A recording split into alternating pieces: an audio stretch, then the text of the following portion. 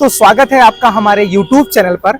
आज मैं कुछ ऐसा बताने वाला हूं जिससे आपको ये साबित हो जाएगा कि आखिर मुस्लिम वोट बैंक की राजनीति कौन कर रहा है और हिंदू वोट बैंक की राजनीति कौन कर रहा है। देखिए, मुल्क में जो है इस वक्त लोकतंत्र का महापर्व चल रहा है, चुनाव चल रहे हैं और लोग अपने अपने जिलों में वोटिंग कर रहे हैं जहां जहां भी है, लेकिन वोटिंग परसेंटेज कम हो रहा है। कोशिश कीजिए कि लोकतंत्र के महापर्व में ज़्यादा से ज़्यादा हिस्सा लीजिए ताकि मुल्क की सियासत को दूसरे पैटर्न पे ले जाया जा सके। तो अभी मैं बात करने वाला हूं कि तमाम सियासी पार्टी अपने मैनिफेस्टो ला रही हैं, तमाम सियासी पार्टी अपनी घोषणा पत्र ला रही हैं।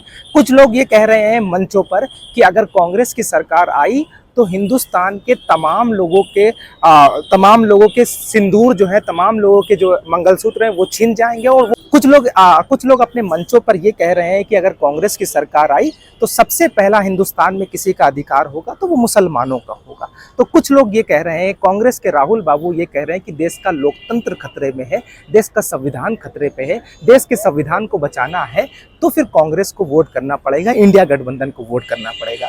और कुछ लोग कह रहे हैं, आकाश आनंद बीएसपी के अभी उत्तराधिकारी हैं और उन्होंने अपने मंच पे कहा है कि भाजपा ने राम मंदिर बनवाया, अगर बीएसपी की हुकूमत आई तो हम बाबरी मस्जिद बनाएंगे। इसी तरीके तमाम सियासी पार्टियां जो अपने मैनिफेस्टो में तमाम बातें कह रही हैं, लेकिन अभी एक और लेटेस्ट बयान ये आया है कि मुस्लिम वोट बैंक को साधने के लिए चंद्रबाबू नायडू ये कह रहे हैं कि अगर एनडीए की सरकार आई तो हज यात्रियों को, मुस्लिमों को हज यात्रा करने के लिए 1 लाख रुपए दिए जाएंगे।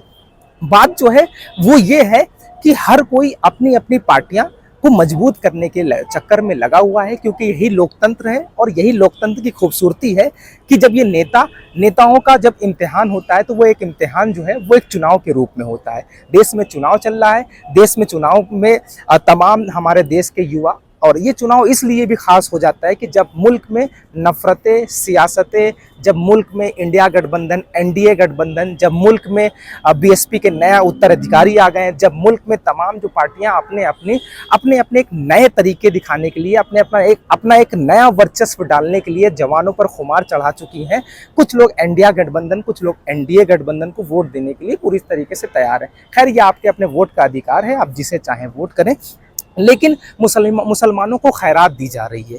मुसलमानों को ये कहा जा रहा है कि मुसलमान अगर एनडीए को वोट करेगा, यानी एनडीए भाजपा के समर्थन में वोट डालेगा और भाजपा की सरकार आएगी तो हम 1 लाख रुपए हज यात्रा करने के लिए देंगे। अच्छी बात है, लेकिन खैर मुसलमानों को आपकी ज़रूरत नहीं कि आप उन्हें 1 लाख रुपए दें। जब वो हज करने के लिए 6 से 7 लाख रुपए लगा सकते हैं तो आपके 1 लाख रुपए से उनका कुछ नहीं होने वाला है। इसी तरीके इंडिया गठबंधन भी कह रही है कि बाबरी मस्जिद हम बनाएंगे। माफ़ कीजिएगा, बीएसपी के उत्तराधिकारी हैं आकाश आनंद बाबू साहब, वो कह रहे हैं कि बाबरी मस्जिद बनेगी तो हम आपके साथ हैं। तो मुसलमानों समझने की बात है कि आखिर ये पार्टियां आपको क्यों साधने की कोशिश कर रही हैं, आपसे क्यों वोट चाहती हैं, जबकि देश में बहुसंख्यक आबादी है और राजनीति करने के लिए बहुसंख्यक आबादी काफ़ी होता है।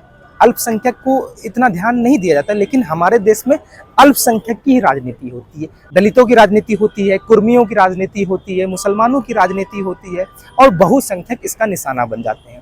बहुसंख्यक से कहा जाता है कि ये जो कम्युनिटी है वो आपके लिए खतरा है, ये जो कम्युनिटी है ये आपके लिए आपको हराने के लिए वजह बनेगा, ये जो कम्युनिटी है वो आपके देश के लोकतंत्र में आपका साथ नहीं देगी। बहुसंख्यक को बरगलाने की कोशिश की जाती है। आज भी मुल्क में 2 तरह की धाराएं बह रही हैं हिंदुस्तान में। एक ये कह रहा है कि संविधान को बचाया जाए, लोकतंत्र को बचाया जाए, और एक ये कह रहा है कि कुछ लोग संविधान को खत्म कर देंगे। एक ये कह रहे हैं कि बाबरी मस्जिद बनेगी, हम आपके साथ हैं। लेकिन मुस्लिम वोट बैंक को साधने की पूरी तरीके से कोशिश की जा रही है, तमाम नए मैनिफेस्टो लाया जा रहा है, तमाम नई सियासी चाल चली जा रही है, लेकिन मुसलमानों के हक में बोलने वाले कोई नहीं है, सिर्फ ऑफर दिए जा रहे हैं। आकाश आनंद साहब भी उतर गए हैं पूरी तरीके से, राजनीतिक बोलचाल, राजनीतिक उनकी चाल और राजनीतिक उनकी सियासी सोच अब ये बता रही है कि वो कहीं ना कहीं अब कुछ और नया करने वाले हैं।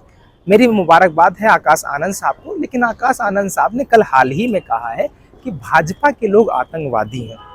भाजपा के लोग जब आपके पास आए तो उनका स्वागत जूतों से करना है, चप्पल से करना है, लाठियों से करना है, और जनता से उन्होंने हाँ भी कहलवाई और कहा कि लाठी रखोगे ना, जब वो लोग आएंगे, जूते रखोगे ना, एक जोड़ी जूते अलग से निकाल लीजिए, एक जोड़ी चप्पल अलग से निकाल लीजिए और एक लाठी रख लीजिए। तो देखिए इस वक्त जो है तमाम जो है सियासी पार्टियां, आकाश आनंद भी कुछ ना कुछ कहना चाहते हैं अपने इस बयान से। उम्मीद है कि आप समझ रहे होंगे 10 साल की हुकूमत थी भाजपा की, मुसलमानों के साथ क्या हुआ। कुछ वक्त के लिए भाजपा को छोड़ देता हूँ क्योंकि भाजपा को बहुत कम ही लोग मुसलमान वोट करता है, तो हमारा हक तो बनता है कि जिसको हमने वोट दिया है, जिसको अपना सियासी रहनुमा बनाया है, उसने मुसलमानों के साथ क्या किया। आज मुसलमान डरा हुआ महसूस कर रहा है, तो वजह क्या है। आज मुसलमान जो है वो भाजपा को हराने के लिए वोट कर रहा है, तो ये कंडीशन मुसलमानों की हुई कैसे कि आज मुसलमानों के पास कोई मुद्दे ना होने के बाद, मुसलमानों के पास एजुकेशन का मुद्दा नहीं है, मुसलमानों के पास बेरोजगारी का मुद्दा नहीं है, मुसलमानों के पास नौकरियों का कोई मुद्दा नहीं है, मुसलमानों के पास एक मुद्दे हैं। आखिर ऐसी वजह क्या हुई जो मुसलमानों से सिर्फ और सिर्फ ये कहा जा रहा है कि भाजपा को हरा लो। बेशक आप भाजपा को हराओ, इंडिया गठबंधन को हराओ, ये आपका अपना मत का अधिकार, जिसके पक्ष में प्रयोग करो और जिसके विरोध में आप प्रयोग करें, ये आपका अपना अधिकार है।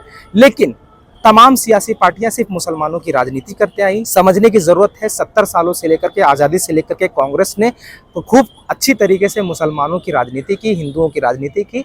हमारे देश में हिंदू और मुसलमान, सिख, ईसाई तमाम लोग हैं और हम सब देशवासी हैं, लेकिन हमें बांटने की कोशिश इन राजनेताओं के द्वारा की जा रही है, आज भी की जा रही है। इसलिए बेहतर है कि मुसलमानों, जब तुम्हारी सियासी ताकत को मजबूत करने के लिए कोई आता है तो उसको सियासी ताकत मजबूत कीजिए, क्योंकि आप भाजपा को नहीं जिताते हो, भाजपा को जिताने वाले कोई और हैं।